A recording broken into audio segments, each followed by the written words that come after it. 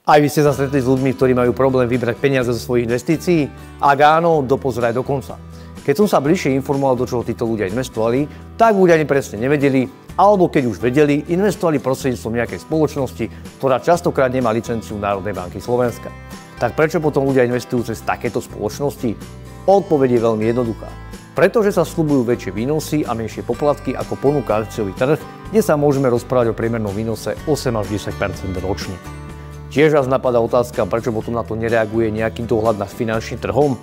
Národná banka Slovenska na takúto kontrolu nemá dostatočnú personálnu kapacitu ani páky, preto sa aspoň snaží informovať o rizikových firmách pravidelnými upozorneniami na svojich webových stránkach aj v sociálnych sieťach. Preto odporúčam, aby si každý v doklade overil spoločnosť, cez ktorú investuje svoje peniaze, aby sa vám nestalo, že sa k ním nebudete vedieť dostať. Aby ste o takéto overenie mali záujem, neváhajte nás kontaktovať. Ďakujeme za sledovanie, like a odber a nezabúdajte, peniaze sú čas.